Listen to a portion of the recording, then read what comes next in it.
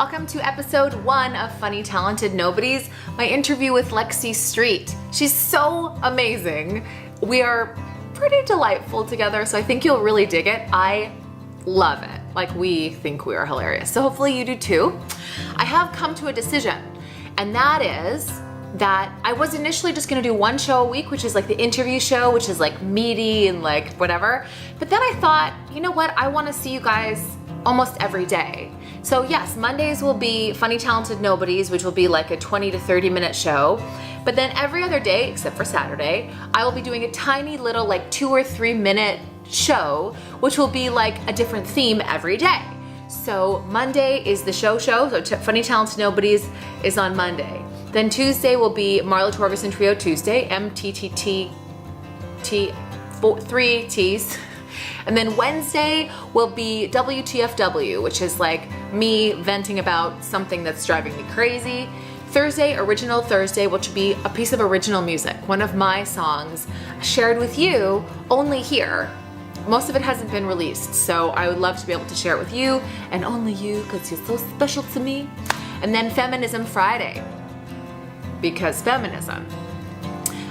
Just in an effort to like encourage each other, and whether it's body image stuff or whatever, yeah, bring us back to our center and bind us together. Bind us together.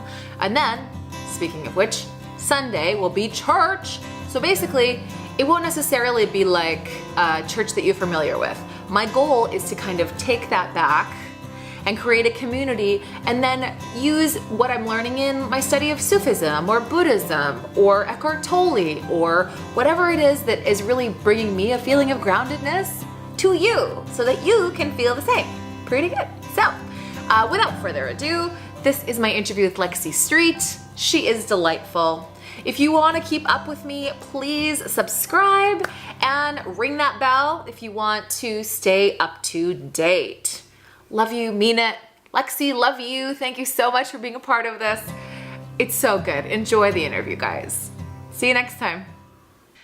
Hello, everybody. So, as we're going through this series of songwriters and artists, these funny, talented nobodies, these are people who have put their whole lives into their art. All of them are people that I am in love with and hope to someday be married to, like Lexi here. I mean, she has 3 kids and a husband, but I mean, I'm someone who has grit, so I feel like there's still a chance. There's still a chance if we move to Utah, Marla. Exactly, it can all work out. So, Lex, how do we know each other? How did we meet? So, we met on the Judy Stakey Songwriting Retreat, which is also, I think, a front maybe for just a cult. A Kool-Aid cult. For sure. We didn't wear any new Nikes though, so it was fine. The Kool-Aid was totally organic, so it was totally fine. It was fine. Did yoga every day, yes. And made lifelong friends. Yes. So, like, she wouldn't let us eat dairy, which is probably a good thing. Probably good. Yeah. For everyone involved. So we are kismet, like perfect match. We're both songwriters. How long have you been a songwriter? Too long, over 20 years. Wow. So when did you write your first song? I wrote my first song when I was 12. Do you know how it went? How did it go? It was the worst song on the planet. Tell me. It was terrible. You are, I think, the second person I've ever told this story to. Oh my gosh. So let's hear it. So I wrote it on my sister's piano, and it's really bad. And I remember the notes, and I remember the melody like it was yesterday. They're gonna steal this. If you can totally it's going steal in this. a Tylenol You can have PM it. commercial. So it was the notes were like, I'll survive, I'll survive, I'll survive it once again, dust and wind. Were you a melancholic child? You know what? I don't think I was. That was so funny, but I felt like that was the first time I emoted. Whoa, Yeah. I'll survive it once again. Right? That is some deep I saw a lot shit. of the world by the time I was 12. Right? You had some puberty. Puberty's tough. A lot of things happened on the school bus. I'm saying. Yeah. The school bus gave us all a personality. Yes, yes. Without the school bus, I would be a boring, boring woman. Yes. It's true. Lots of dysfunction makes for lots of character. No, it's true. I got teased to death. Oh, and I can't remember anyone I went to high school with. No one. except for I can remember all the bullies' names. Oh, I do. I remember Adrian Feeney. I'm calling you out, Adrian Feeney. You call me Lexi. That's so funny though. And that was the 3rd grade. That's where really, I had that's character. so funny. I had a red They used- motocross helmet. They used to call me fat, and I was a little bit chubby. But I mean, my mom said to me, adorable. I had this moon phase. So my mom said, the next time, she goes, the next time they call you fat, just say, you're only saying that because you have a small penis.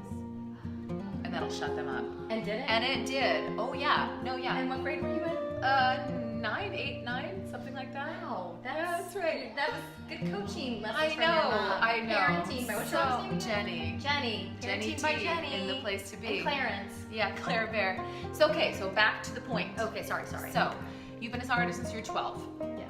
What is the most amazing experience you had that maybe when you're having a tough time now, you call back to be able to feel okay and feel like it's gonna be okay, maybe I won't jump off a bridge? As a songwriter, you know, you always try to find, you know, role models or people in the field.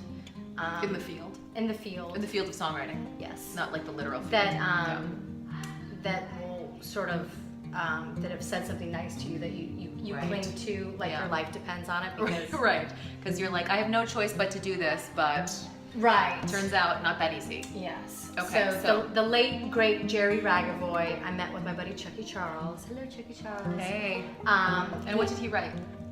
Jerry Ragavoy wrote "Cry Baby" for That one. that one.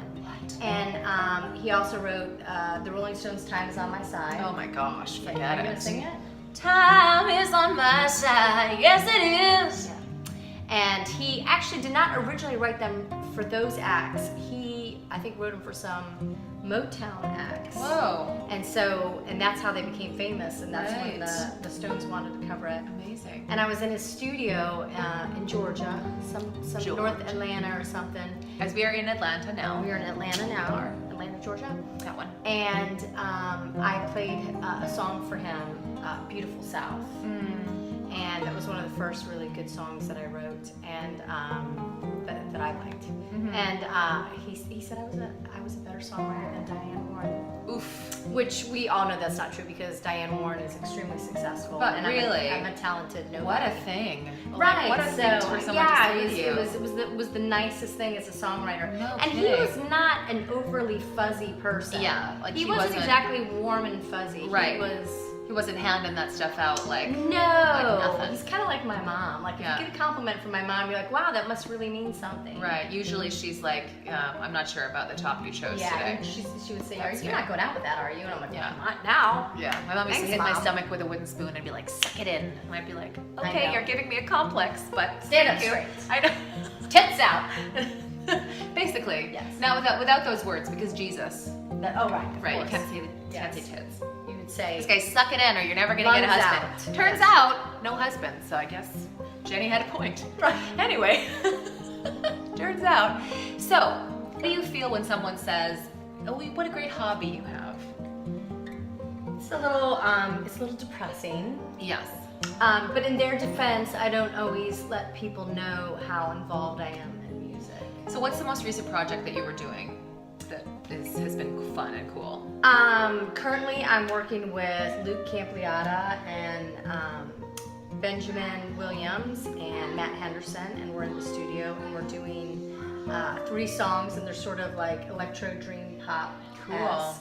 Yeah. And I'm really excited about that. And then I had a new single this year come out called Panorama Cool. that I wrote for my friend Dan McDonald. Cool. And that was really exciting. Yeah. And you just did that thing with that Tom Green thing too, right? Yes, so I've got a movie coming out this fall called Interviewing Monsters, and it's a movie with Tom Green, and it's a mockumentary. Cool. And it's got Les Stroud, who's from, I believe, Survivor Man. I'm sorry, Les, if I got that wrong. And it's a hilarious comedy about finding Bigfoot.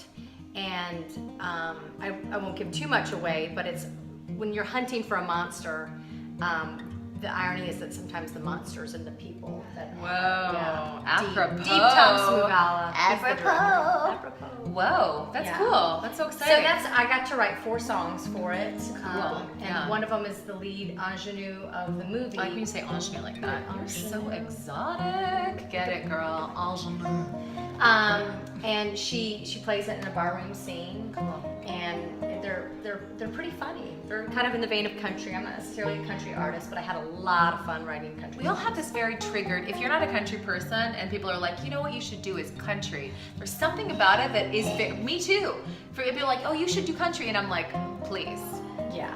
no. It's either in your bones or it's not. You can't make it in your bones. And you need to know, going forward, there will be a lot more F words in these interviews, but there are small children within earshot, and we're good people. So Right, yes. we're keeping it PG.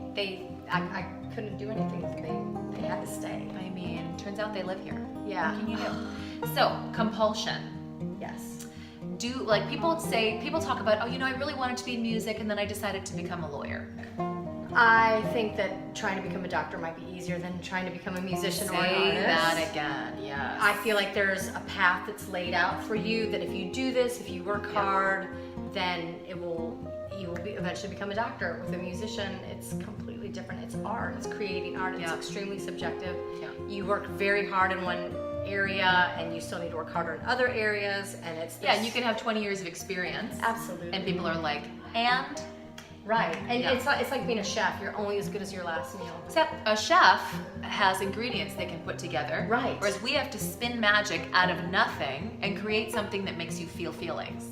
It was like on the retreats that we go on, you would have a blank sheet of paper and you fight for every lyric. You're pulling it out of the air. You know, you're just like, Yeah. you have 3.5 hours to come up with inspiration and Yeah. make it fabulous and fantastic. And that's terrifying. It's terrifying, and then it comes, at least then for it's me. amazing. Yeah, and you write this line. Here's the thing. Here's what happens. For those of you who are not songwriters, for those of you who are, I'm sure you've been in this situation too, where maybe everybody, but maybe just a couple people in the group, you catch this exactly the same wave, and you are in the ether together, and you are riding the surfing the wave, and you both. I can say, no, that's not the line. It's something that's too plosive, or that's too 90s. I don't know I what can hear plosive it. means. Plosive is like the consonants that go that like are plosive, like that. Like explosive. Yes, explosive. Oh my gosh, we're learning so Such much. a big word. I learned a new word today. We're learning so much. Anyway, so pretty good. So basically, in songwriting, the magic happens when you say a line and everybody goes, "Oh my gosh, that's it." That's it. Because And then you click. Yes, it clicks in and it resonates with everybody because you're all riding the same energetic wave. Right. Oh, that's the wrong chord. It's a little bit too minor. It should be more major. That's it. That's it. That's it. And you can all feel it. You can all feel it. And it's this magic. You get the goosebump moment. Yes.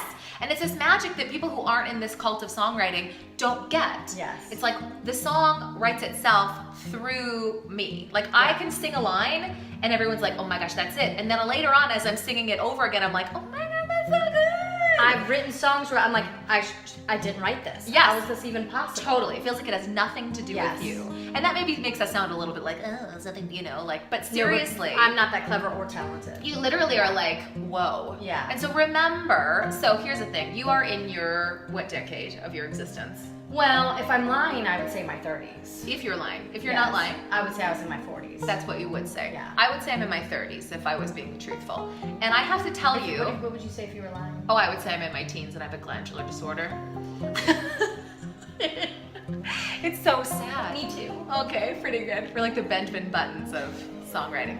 So anyway, I would say, what was I about to say? I lost my train of thought. Oh, so here's the thing. I know I look at my Instagram in the morning, which I shouldn't, and before bed, which I shouldn't, because it's really bad for your mental health. And it gives me anxiety, because I look at all of these younger or whatever, they're different from me, people, and I think I'm failing in comparison. I have actually a great anecdotal story about that from our retreat this week. There was a couple of times. I'll be right there to tuck you in. It's okay, Beck. What a good mom. You know, motherhood never stops. It doesn't. And there was a couple of young people on there, and the first night everybody had, you were late coming on your flight. I was It was late. terrible. American Airlines. So, and then of course you came the next morning, and nobody knows what hit them with the two of us. I feel so bad for them. I feel nothing. No, so we were going around this room and there was all these young people and I'm like 16-year-old songwriters and stuff and they would just open their mouth out and I couldn't believe the songs that were falling out and I'm like, oh my God, I have nothing to offer. These people are so young and I'm like, if I only had that at 16. Right. Because the song I had at 12 wasn't good as... Turns out, not a hit. Yeah, it's not a It didn't chart at all. Weird. Terrible. And so I had the conversation with them and I gave them the deer and the buck story I think I told you about, and that's is the young people look up at the older folks and they're just like, oh man, I'm young. They don't want to hear anything from me, and the older folks with a little bit of wisdom are like, man, they're a young buck. They don't want to. They want to go hang out there. And it turns out that there's something to be offered for both people there, and there's a lot of growing and learning from young people and from the older people, and that's the amazing thing about music. I'm so glad I wasn't a supermodel when I was younger. I'd have a really tough time. I know. I would just be dead. 22. Well, that's the thing, and I think that's the perception problem, is that when everyone around you is curating a life and curating a story, then they're creating your perception of them in a different way. I know the girls coming up to me at the retreat and being like, oh my gosh, I look up to you so much, and I literally was like, what? Like, I couldn't understand, because to me, I come in and I feel like I'm a big mouth and I am too much, and you know what I mean? And I'm coming in like a flood. I like to think of it as like Goldilocks, just right. Oh, I like that. Yeah, That's good. Might. Thank you. Oh my gosh. But that's the thing, is like, if we could work on our perception, the reality is we're being prepared to meet whatever the next thing is that the universe is bringing. Yeah. We're being prepared to meet that. I had a really difficult, religious childhood that I had to detox from, but I'm so funny as a result. So that's the thing. I feel like the bottom line is all of the stuff that we've been through has kind of shaped us in a way so that we fit perfectly into what the next thing is. We're unique snowflakes. I mean, really, that's beautiful. You should stitch that on a pillow. That's amazing. You're an inspiration. I am. don't mind. You're the next Brene Brown. So that's the thing. Like, I think when you get to a certain age, you go like, well, shit, have I missed it? But no. There is a path. I saw Johnny Cash in concert probably a few months before he passed away, and I don't know how old he was. And and he still only knew 4 chords on the guitar. Right, but he brought it. He was like amazing, and Right. timeless. So you're telling me I'm going to be Johnny Cash when I'm 70? I'll just be fully... I was thinking more like June Carter. Okay, if I'm Johnny Cash, You do look great in black, though. thank you. That's so welcome. sweet. So I'm gonna become goth. That's the next look. I'm gonna go, Madonna, go went goth. That's next for me. Yeah. Bringing it back. I can see that on you. Thank you. It's pretty good. So basically, my point is to say, I look at people like Lexi, who have the family, the beautiful family. You should follow her on Instagram because her family is gorgeous. Makes me a little bit nauseous because it's so beautiful. Except for my children want to run away with Marla. My 7-year-old told me that he loved Marla more than he loves me. I mean, I'll take Get it. okay with It's that. the only male attention I'm getting right now, so I'll take it. It's a shame because I live in Vancouver where the only men who speak to me are homeless. So I really, I'll take it. Take it wherever you I can will get it, take sister. it. You look great. Do you want some meth? I'm like, no to the second, thank you to the first. Anyway, my point is to say, we all grow up thinking that this is what it's going to look like, that this is what the path is going to look like, and it doesn't. There's no hard and fast rules. As Ron No. Fair said in our meeting this week, Yes, he said. what did he say? He said there's no rules, and he's like, as soon as you get in he doesn't like it when everything is formulaic.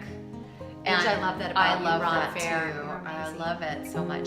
So yeah, What did he say? He goes, if we knew the formula for writing a hit, we would only write hits. right. And like we've had so many hits.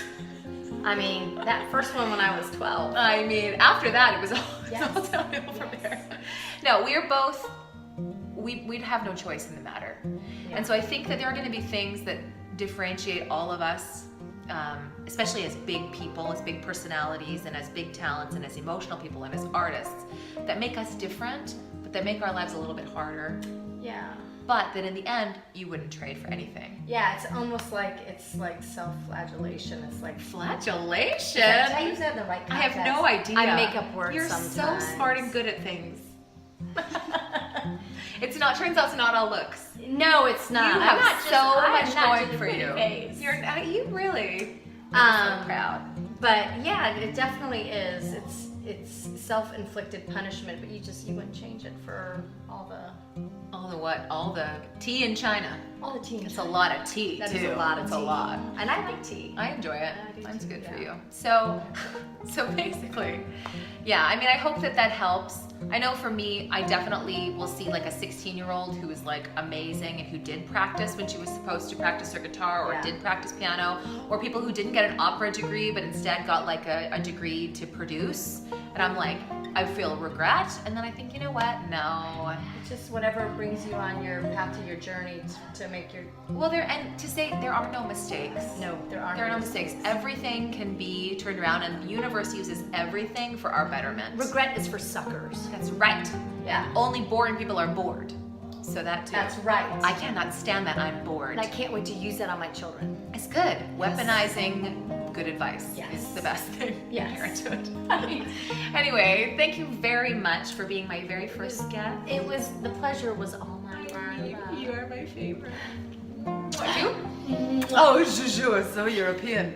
Anyway, from Atlanta, Georgia, I'm gonna go down and sing now downtown, but Cat's Cafe. Cat's Cafe. Yes. Anyway, love you, mean it. Love you, mean it. Love you, mean it. When are you coming back to Atlanta? Hopefully soon. They're trying to get me down here, but I won't live here because I'm not a citizen and I don't like to break the law. Don't worry, Donald Trump, I'm Norwegian. It's fine.